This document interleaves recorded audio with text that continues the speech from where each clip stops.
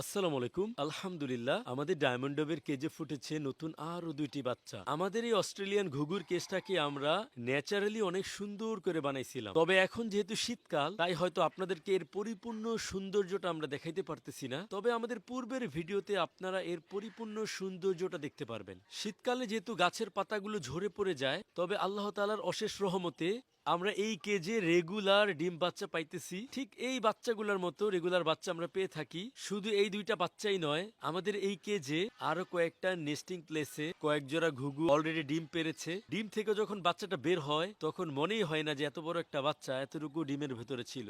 আরেক সাইডে আমি বাঁশের একটা টুকরা দিয়ে নেস্টিং প্লেস বানাই দিছিলাম। আলহামদুলিল্লাহ, ফর দ্য ফার্স্ট টাইম এটার মধ্যে ওরা ডিম দিয়েছে। ব্যস্ততা শেষে ইনশাল্লাহ আমরা আবার ডায়মন্ড ডবের কেজে হাত দিব। নতুন করে আরো কিছু গাছপালা আনবো, আরো কিছু চেঞ্জ করে আপনাদেরকে দেখাবো ইনশাল্লাহ। আপনারা চাইলে এরকম একটা ডায়মন্ড ডবে সেট আপ করতে পারেন। দিনের কিছুটা সময় ওদের সাথে যদি দেন, আশা করি অনেক ভালো লাগবে আপনাদের।